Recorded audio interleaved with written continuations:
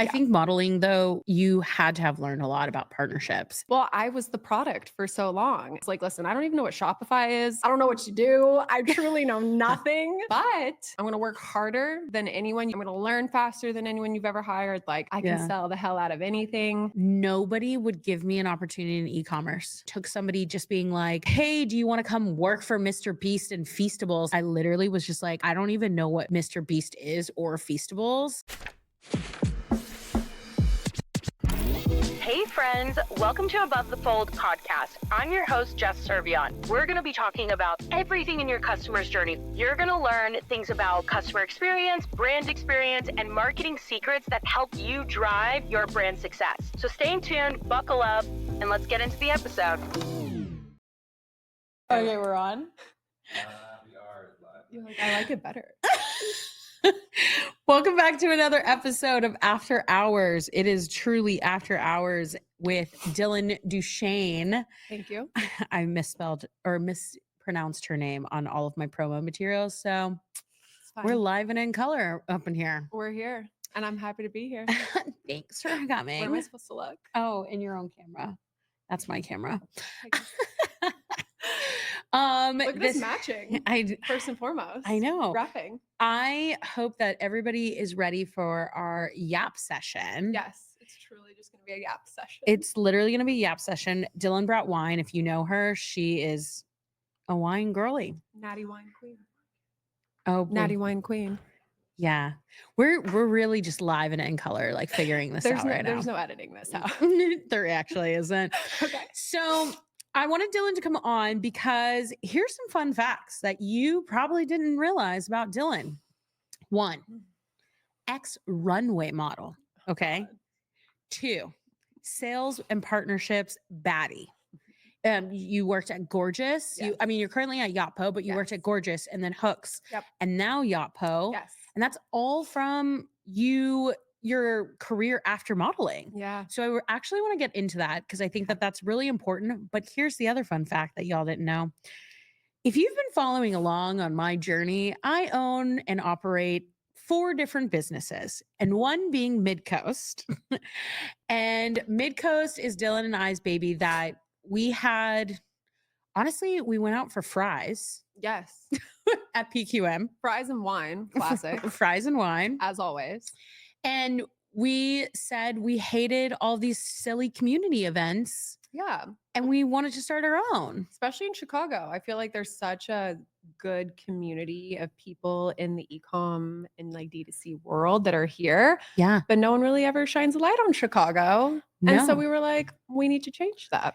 So we're going to talk a little bit about Midcoast as Yeah. well. But before we get into it, Okay. let's start with your journey because I Okay. think it's really important. You ready? I'm ready. Okay. I never talk about this. ChatGPT gave me this quote and I think it's really funny. Okay. You've seen her in Vogue. Now she's closing tech deals. That's it, baby. That's my motto. I know, literally. Okay. So what actually brought you from, well, let's start with how long were you a model for? 11 years. I started when I was 14 or 15. Wow. And then did that for 11 years. That was my first career. Was homeschooled in high school, which explains a lot, honestly. It's a miracle that I even made it through high school. Didn't go to college, just went straight into the working world. And it was a whirlwind. It was fun. I learned a lot, but I'm very much so happy to be out of it now. For sure. I Yeah. think modeling, though, you had to have learned a lot about partnerships and like selling Totally. yourself, Totally. truthfully. Well, I was the product for so long. And I never talk about this. Like a lot of people didn't even know that I had this career before. I know that's why I want you to talk about it. I know, but I was the product for so long. I had to quite literally sell myself, which Yeah. sounds horrible, but it's not. So it really helped me in the relationship building aspect. Like I was in a different room with different sets of people from all different walks of life, different backgrounds, people from like CEOs, executives, or like designers of these huge brands, like luxury brands, all Yeah. the way down to like interns. And I had to make my mark. I Yeah. had to let people know that I was there. And if I wanted to make money, they needed to rebook me. So I really needed to solidify those relationships. So I feel like it made me, I can talk to a wall, obviously. I love to yap. So I think it really honed in that skill of just being able to sit down and have a genuine conversation with just anybody and everybody Yeah. and being really authentic about it and wanting to learn about them. And I think that really helped me in my career and like excel that career for Yeah, me. totally. Yeah. So what brought you from modeling into tech then? Like why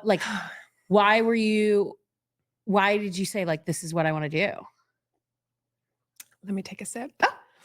I don't even know if it was, I don't think I came out of modeling and was like, yeah, tech is where I want to be. Yeah. It just kind of fell into my lap. I was ready to move on from my previous career. I felt like I had accomplished what I wanted to accomplish. And honestly, modeling's brutal. Like these girls don't get enough credit. Shout out to all the fashion models out there. It's a tough industry. I think all the horror stories that you hear about it are absolutely true. It can be definitely brutal and very taxing. And I was very much so modeling in the era of like high fashion. I did a lot of high fashion stuff. So the industry had changed whilst I was working in it. And it went from more like high fashion to like Instagram type of influencing, which is cool and like good for those girls, get your bag. But I was never going to be an influencer. That was never my vibe or what I wanted to be. So it was my time. Yeah. It was my time to exit. I always felt like I had this kind of business mindset. I was like, I can do so much more. I don't want to be a part of an industry anymore that only hires me based on my looks. Yeah. I was really freaking tired of that. So I was like, I want to do something more. I can run some shit. I can do some business stuff. Yeah. And so I was like, what can I do? How can I get out of it? So I slowly started to migrate out of modeling. I was doing business development for actually a jean brand that I used to model for. Oh, I interesting. literally went to the owner and I was like, please, like, let me organize your papers. Like, I'll do anything. Like, just let me do something so I can get a taste for this world. I'll like reach out to, I don't know, influencers for you. Like, I know that world really well, et cetera, et cetera. So I started doing business development for them a little bit. And I was like, okay, like, I like it, but I want something more. Like, what else can I do? Even though I had no resume and what felt like no real skills, I was like, oh, I don't know how this is going to correlate over. I don't know who the hell is going to hire me, yada, yada, yada. But Steven from Olipop, mutual friend of ours, I was living in LA at the time and we were running in similar friend circles. Shout out Steven, because he really helped me here. I reached out to him and I said, listen, do you have any brands that are hiring? I have this kind of unique background, or do you know anyone in the space hiring? And he was like, yeah, there's this company called Gorgeous and they're hiring. Let me introduce you. And that was really my introduction to tech and e-com. And that's what got me into it. Knew nothing about it. Knew nothing about the industry, but I was like, I'll take the call. Sure. Let's see what happens. So and you crushed. I crushed. I was so nervous. I think I cried that whole week after every call. I went through like 4 rounds of interviews, just like sobbing. Like the imposter syndrome was so real, but I was really authentic. Like I didn't bullshit. You know what I mean? I got on the call and I was like, listen, I don't even know what Shopify is. I don't know what you do. I truly know nothing. I was like, but I'm going to work harder than anyone you've ever hired. I'm going to learn faster than anyone you've ever hired. Like I can sell the hell out of anything. Don't you worry about me. Like, just give me a shot. Like trust me. Yeah. And they did, which I'm very forever grateful for. They definitely took a chance on me and really got me into this e-com industry. Isn't that funny? It's just like sometimes you just need somebody to take a chance on you. I know. Right?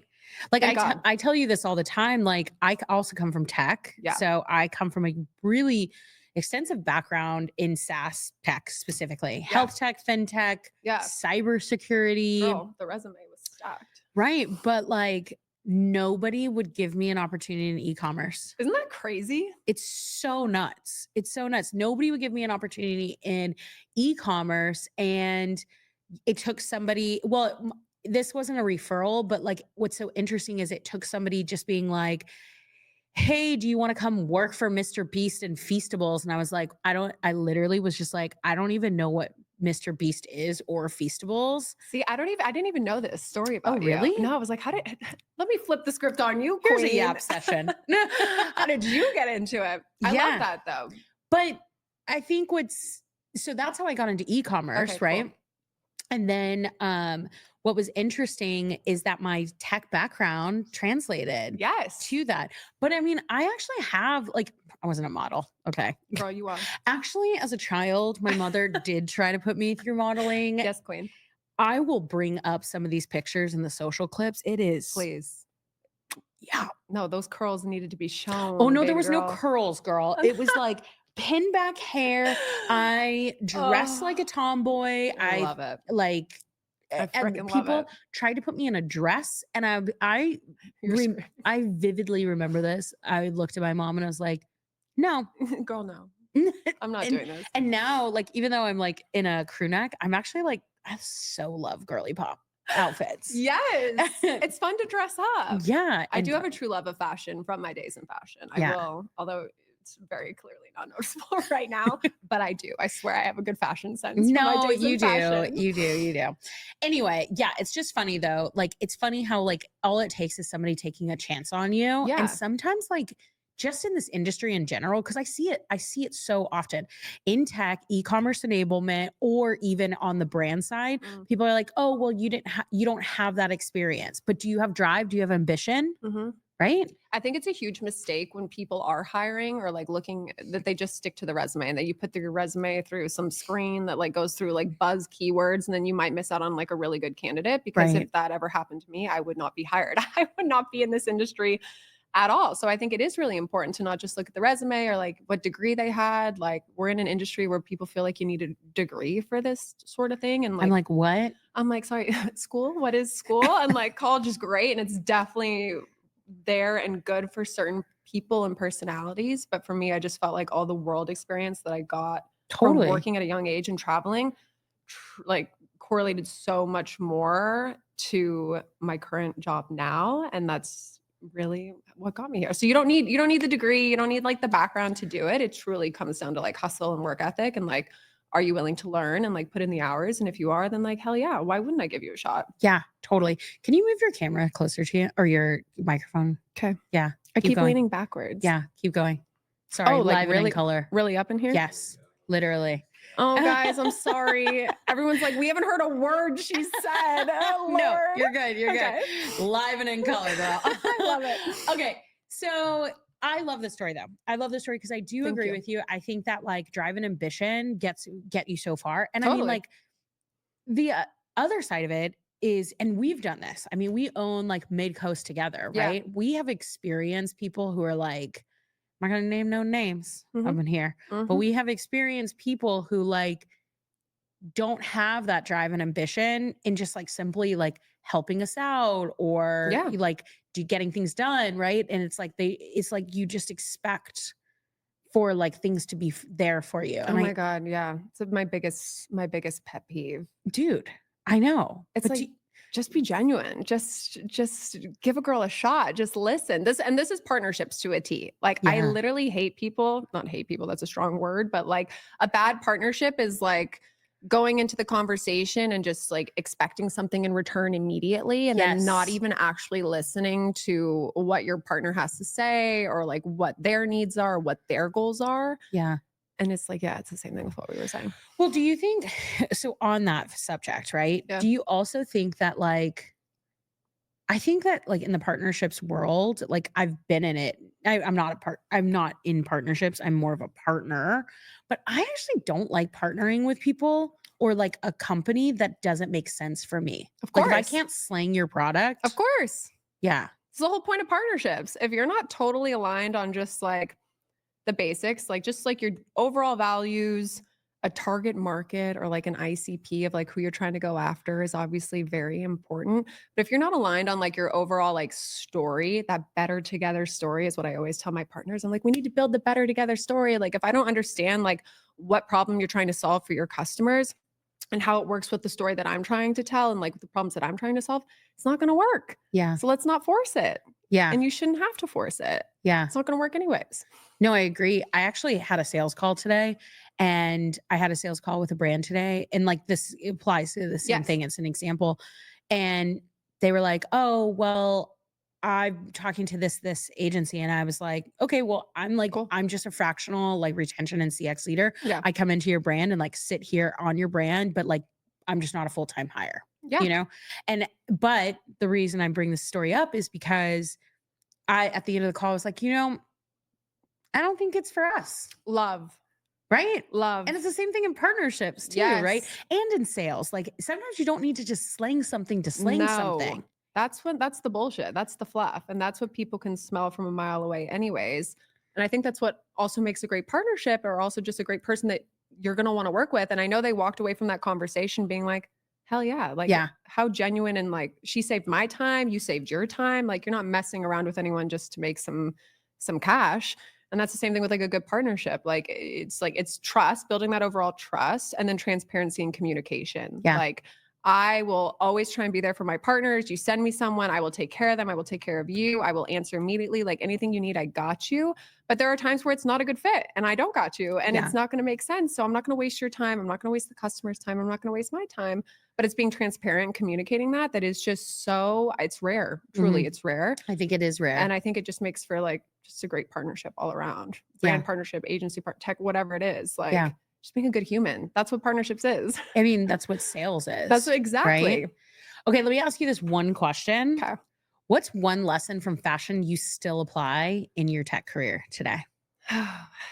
Definitely the relationship building aspect, like I mentioned earlier. It's just being genuine, sitting down. Like, we're all people, right? We're all people at the end of the day. Even your partners or the people that you do business with on a day-to-day, like, they got their own shit going on too. So just being genuine and actually getting to know them and take the time to get to know them. So definitely the relationship building piece, like I said, I think that really helped mold my ability to form relationships.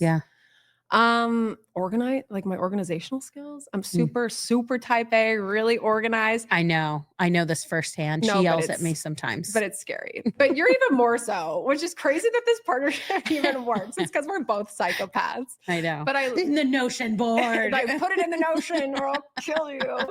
My fiance is dying right now watching this. He's like, she's so annoying.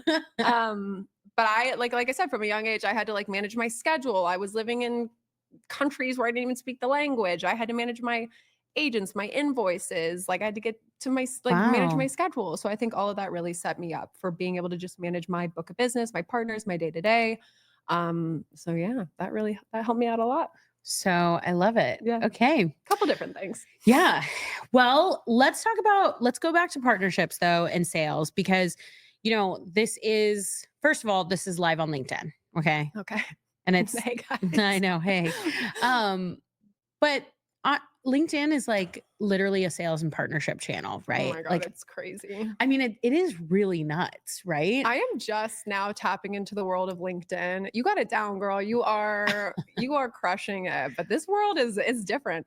It's like the new Instagram. It's bigger than any other social media platform. It's like crazy what this can be utilized for. But it is crazy in like how much you can connect on it, like from like a sales, a partnership, like just networking 100% standpoint. And what's also so nuts is LinkedIn has been around for so long, but everybody gives it such a bad rap. Like, everybody's always like, oh, it's so cringe. And I always see on like Instagram, like these like memes or like these stories about like, oh, I don't forget who posted this, but when like tariffs were just starting to be like a subject of a conversation. Yeah.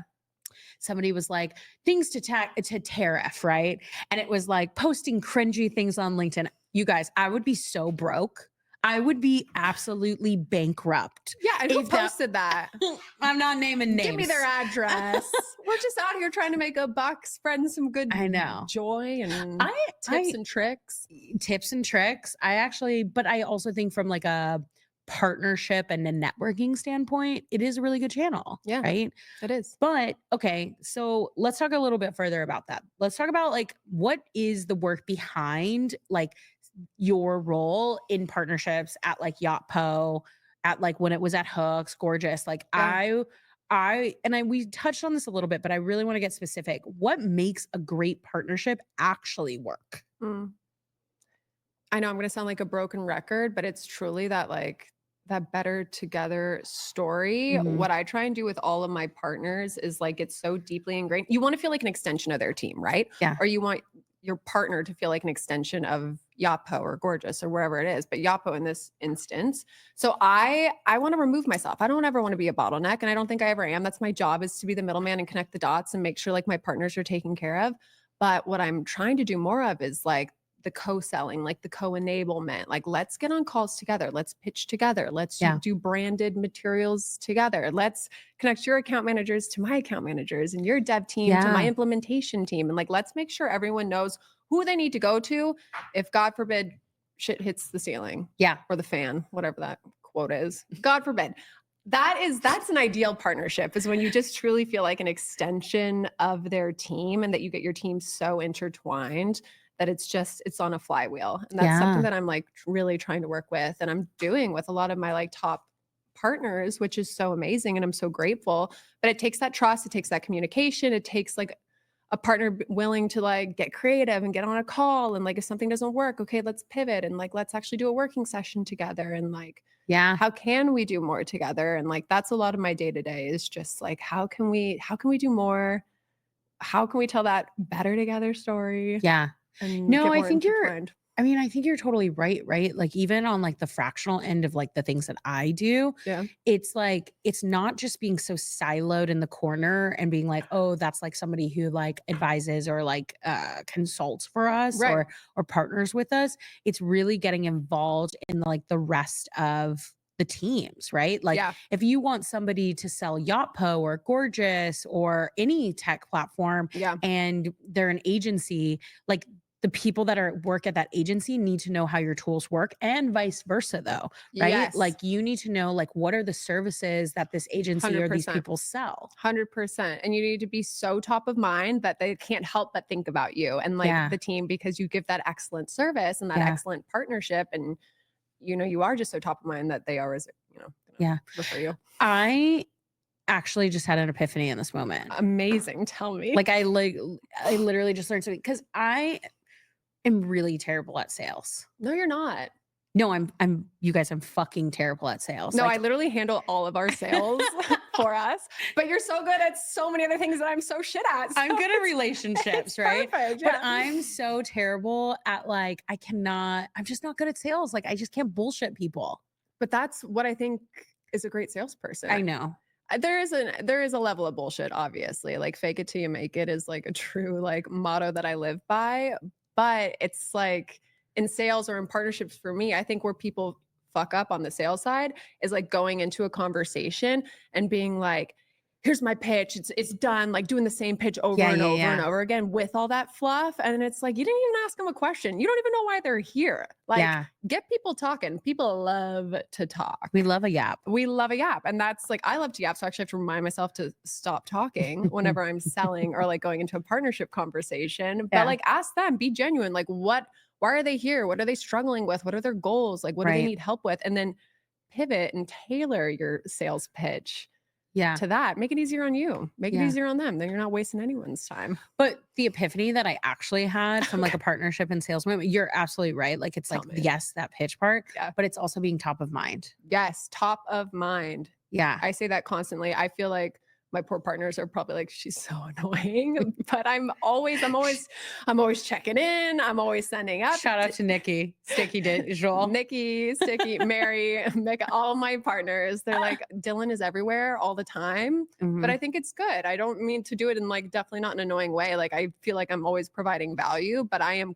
always checking in. Like there's not a day that you're not Well, hearing. it's relationships. Yeah, it's not a day that you're not hearing from me. I'm going to Yeah. treat my partners like how I'm going to treat my bestie or like my fiance. Like, how are you? Even if I don't need anything, how Sweet are you? surge. What's going on? Yeah. How can I help? How is your child? Like, give me all the information. I don't need anything from you, but I'm genuinely interested.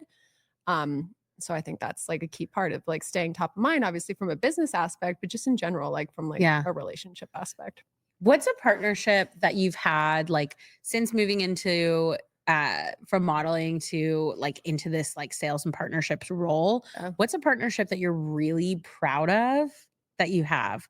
And like why does it like in that partnership, like what made it click? Dang. I mean, I have so many amazing I partners. know we can't shout out any of the I'm current like, I ones. can't single them out. I know they're gonna be upset. No, I have so many amazing partners, and I've done both sides. I've done tech, like enterprise tech partnerships. So I've worked with all of like the tech providers in the ecosystem, and then now I'm on the agency side, which has been really fun. But I mean, I have so many. I mean, Sticky Digital, Nikki, she's amazing. Talk about a team that just gets it, wants to get creative, wants to communicate, CQL is a great agency and partner of Yeah. mine, super ingrained where like our teams are on calls together constantly. We're always connecting the dots. Yeah. Uncommon, another shout out. I love all of you. It's like you're all the best partners ever. But I'm really close with like the CEO Mika there, and he's amazing on just like bringing me into pitches where we'll co-sell together and it's Yeah. co-branded. And we just did this for 19 Crimes. Shout out Snoop, phenomenal wine, and we won the deal together. They won. This is not 19 Crimes. Don't get mad at us. No, this is not. I don't know what this is. This is from my mother-in-law. Thanks over Easter. Thank you. But I was proud of that one. Like proud to get on a pitch together where you're selling your services together and how you are better together and like how they need to use this agency to implement Yotpo and like why you need both of us at the same time and then Yeah. closing the deal together. Like that's a great win. But I have so many amazing like just experiences and scenarios in that lane that I really love Yeah. with my partners. Well, I think there's so much tech out there, especially in e-commerce enablement specifically. I mean, it's like, let me tap my head back. Let me just fix Like myself right there here. is just so many tools out there, Yeah. so many Shopify apps, so many things that like, I wouldn't say they do all the same things, but like, so it's important to have these like partnerships with like other people to like co-sell with. Yeah, you want to stand out. It's a busy space. A lot of people are all doing the same things now, which is good. So there's got to be something that sets you apart. And I think partnerships is like a key part of that. And if you're a part of a company like Yotpo that is super partner centric and understands the value of partnerships and bringing in people like myself and like we have such a great partnership team to like really tap into their network and just adds that next level because I think there are companies out there that don't understand the power of partnerships and Yeah, it's a I huge agree. it's a huge miss on their part. Totally. Yeah. I think you're totally right. Like I think what's really interesting, and I'm not going to name any names, is like there are tech tools out, like tech out there Yeah. that is so just wants to be in front of the brands only, Yeah. which is fine. Like that's fine. But then like if your decision maker leaves from that brand and then you don't have like a partnership with like an agency or like other people, Yeah. how are you going to stay top of mind? 100%. Like, you know? Yeah, you need to have that network. And again, it needs to be genuine. I have a lot of people that want to partner with us or want to partner like with Yotpo and will come to me and be like, hey, let's partner. And I'm like, amazing. Sure. Like, why do you want to partner with us? Yeah. And they're like, oh, we want access to your customers. And here's 20 that I picked out. Can you introduce me? And it's like, honey, no. Yeah, it doesn't work that No, way. it but doesn't. thank It you. doesn't work that way. So Yeah, you got to be genuine. You got to be careful in your partnership building for sure. for sure. Okay, before we move on to talking about our baby, Yes. I have one question for you on this subject. Okay. Are there any trends in tech enablement you're excited of or excited about or tired of? Yeah, it's hard. Tech enablement is hard. There's only so Mhm. much that you can do and get creative with.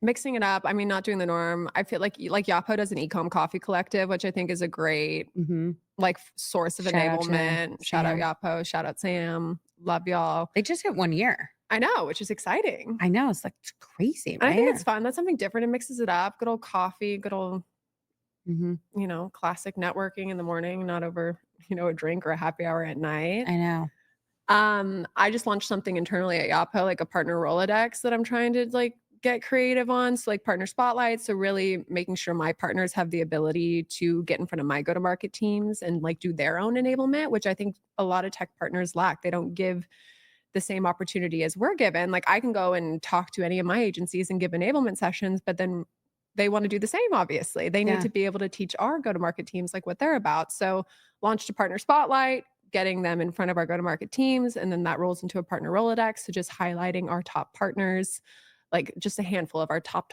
partners, having them fill out, like just a sheet of like what they do, what their services they offer, keywords for our sales team to listen out for on calls.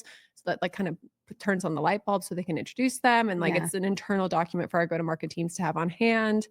And then agency case studies is something I'm doing. I feel like a lot of people do case studies on like brands and like mutual brand wins, which is super important. Like that's obviously you should be showing that. But what about a case study highlighting the partnership, like an Yeah. agency case study? Like what makes the agency special? What are wins that your teams have had internally? How do you guys work together? Like what does that process look like? Yeah. And then using that as a source of enablement material when you're co-selling It's just like, it's just a different way to think about it. Yeah, no, but I like where your head's at with it Yeah. because I think about like some of the tools that I'm constantly selling into Yeah. like my clients. Yeah. And I always get, oh, do you have a one pager about what you do? And I'll give the one pager, but like you're not going to know what I do. No. And what about a one pager with any of those tools that you're selling on like joint successes, how you guys work together, what that process looks like? Like, how helpful would that be? I know, totally. There you go. Get it She's going. just dropping the partner bombs. She's just brilliant. Okay, let's switch it up. Yes. Thank you. Let's switch gears and talk about the thing that we're building together Ah. and why our baby Midcoast is different. So Oh, she's an angel. she is an angel. She is a sweet angel. But, you know, obviously this is a question towards you and I Okay. know the answers, but like, what did we want? Actually, in your opinion, what did we want Midcoast to feel like from day one? Home. I know. So cheesy. I know. No, like literally, like, can we just do it on my couch? Like hang Hang out. out with the homies. I think we wanted to be fun. We wanted to be genuine. We didn't want it to be the B word. Yeah. Boring. Boring. We wanted to be a little different, inclusive. We didn't want to be super like, you go into these things and you're just getting pitched and sold out. Oh, Like so many pitches. so boring. Like no one wants that. Yeah. Build the relationship. Yeah. Build the connection. Yeah. And then do it in a fun environment that makes everyone feel really comfortable. And just like build the community up just for us, like a safe space. We definitely wanted to create like a safe space. Yeah. Depth over clout. Depth over clout. That's the motto. I know. For you, like, what do you think your moment was when you were like, oh, this is it. This is like something bigger than what we thought. Honestly, Because I'll tell you mine. okay. I honestly think it was after our first event, I swear to God, because we were together, we were like, let's just do something for shits and giggles. Like we'll raise a little money. Like we'll put on our first summit. And we just like out of nowhere threw a full-blown summit in Chicago with a We had never done a summit a I day have in our never done life. anything like this in my life. We did a full-blown summit. We had speakers. We had like 100 people show up. Like we did the full thing, a dinner afterwards. And it was such a success. Obviously, a lot of learnings since then. And Yeah. we've elevated for sure. But I was like, okay, damn, like maybe we're onto something. Yeah. And I knew from then it was special because I know working with you is really special. Don't make me cry on this on this LinkedIn live. They can't see my know. tears. But I just knew like we clicked immediately and like we had the same goal and like we're such good business partners because your strengths are areas that I'm not super strong in and like vice versa. And like it just goes together perfectly. Yeah. And I was like, we can do something fun here. Yeah.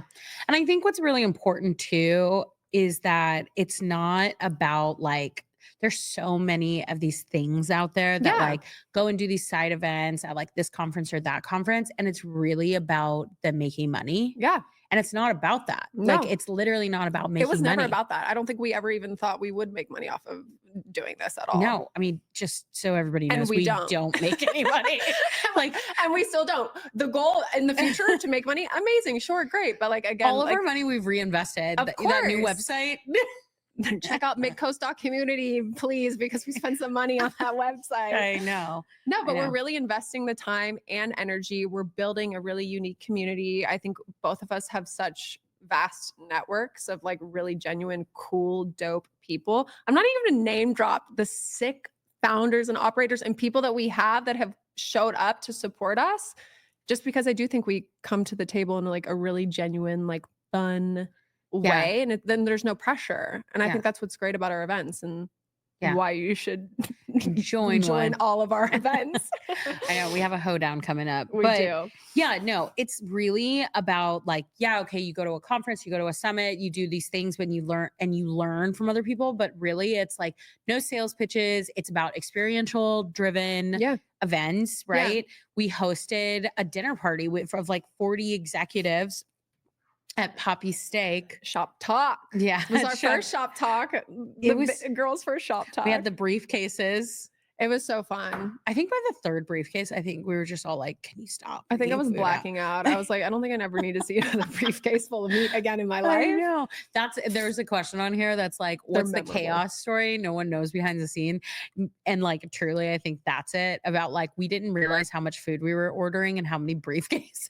No, there's always chaos. I know. There's just always late nights and last minute changes and Oh my just God, so yeah. much Yeah. shit. But But people remember that stuff. yeah. Like something like people were writing us after that event or like most of our events, and just like, oh my God, this was so fun. Like I genuinely had a good time and it was so memorable. And I just like, yay, that's exactly what we want. I know. I actually was at Chargex and somebody told me about a connection that they made from our event from Shop Talk. And I love that though, because that's why we do it, right? Yes. It's not about like, oh my God, I'm going to get rich off of this. Like No. it's nothing to do with that. It's literally just being able to like bring partners, brands, to like whoever together Yeah. and like build community in like this like e-commerce enablement world. Yeah, you know? we're just connecting the dots and we're doing it in like a fun environment and we're hoping people build genuine connections from it and or do a sale from it or make money from it. And it is good to hear when we like, you know, our partners tell us that like, yeah, I closed 3 deals from the Poppy Steak dinner or whatever. Like we Yeah. made all these amazing connections. I'm like, hell yeah, thank God, because that's literally why we're doing it in an unforced environment. Yeah. I mean, we basically started Midcoast because we were tired of walking into rooms that really weren't for us. So we Yeah. decided to go out and build it ourselves, 100%. you know? 100%. And here we are. I know. So lastly, the last note to make on Midcoast though is definitely sign up for that. Sign up for our email list The because sales extraordinaire. I know. She's like, my final note is sign up. There's your CTA Sales right there, baby. Yeah. I know. But we have a summer hoedown coming in Chicago. We also have She Innovates May 7th Yes. with our homegirl Nicole. Our other Talk love about- child. Yes. Lots coming. Shop Talk Fall in Shop Talk Fall. Chicago in our backyard. We do a major casino night that is so much fun. Yeah. We were featured as like the #1 event last year at Shop Talk Fall. They were promoting it and everything. I know. So That's excited for that crazy. one. I know. I know. And it's just like it's just fun to build the rooms. Hell yeah. You know what I mean? It's just fun to do this in general. All right. We're going to have a little unhinged moment. You ready? Oh, Lord, yeah. But we're going back to SaaS a little bit. Oh, Lord. Okay, take me back. I know, but I like a little chaos. Oh, God.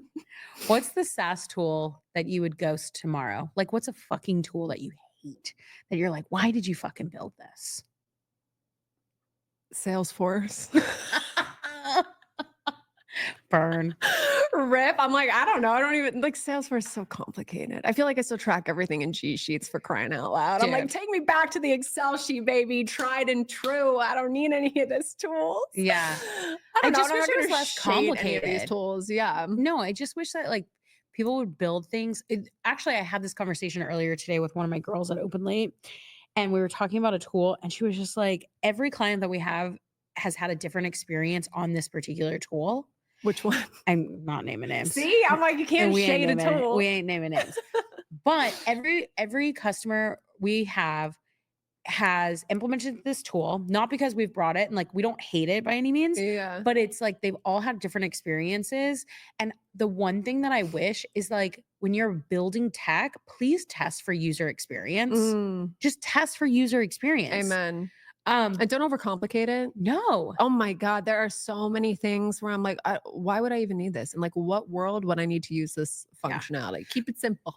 But here's something really unhinged and a hot take. Great. I think that like a lot of these softwares are built by engineers, but not built for the end users. Yeah, of course. Which is so frustrating, Of course. you know? Okay. What do you think is the most overhyped buzzword in e-commerce? I don't even know. ROAS. ROAS, CAC. Fun fact, when I first joined, I didn't know it. Like so many abbreviations like CAC, D2C, like QBR, like all ROAS, all of these things. I had Dude. no idea what any of them meant. I would be on calls with like CEOs, like Googling these words that they were using and Yeah. being like, yeah, of course. Yeah, I know what your CAC means. I know. Hold on one second. I'm just seeing. Oh, I'm just going to our comment section real quick. Oh God. So Nikki says, "Love you, Dill. You're the MVP." Love. Actually, Chris, founder of Partnership Mastermind, said, "Feel like an extension of their team." Great line by one of the best. You're the GOAT. Appreciate it. Allie says, "Dill, dropping sales knowledge." I paid all these people to say all of these things. I know. Our girl Christina, Dill, one of the best ever. Every partner you collaborate with is so lucky. Oh, you guys, thank you. And our cutie patootie Mackenzie from Yotpo says, "Loving the matching hats, ladies. We wore this for you, Mackenzie." Yes, we did. Always on match. That's it, man. We hit the end of the road. I love it. I know. I really appreciate you coming on. Listen, I'm normally all of my episodes are about like e-commerce and brand building, but I Yeah. think what's so important is highlighting like what happens on the e-commerce enablement side and like why these tools and these people that work behind these tools partner with you and are building for like something that you can actually fucking use, Love it.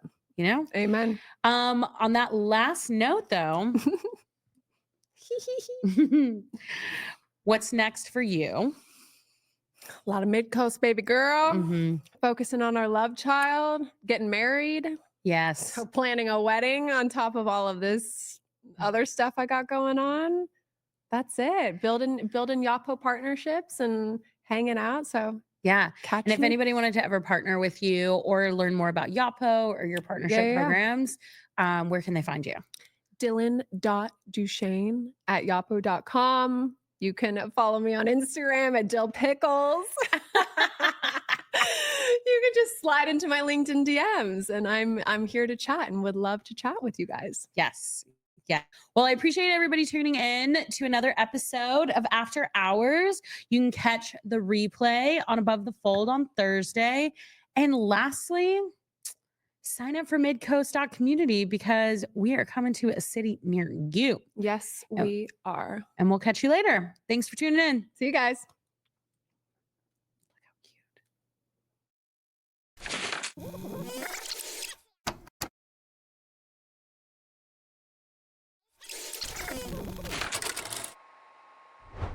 Dang, we've made it to the end of the podcast and you're still here. So thank you so much for listening to Above the Fold podcast. For the best of this episode and every episode, be sure to follow us on Instagram and my YouTube channel. And for deeper dives on the secrets to brand success, don't forget to subscribe to my weekly newsletter, Sunday Postcards.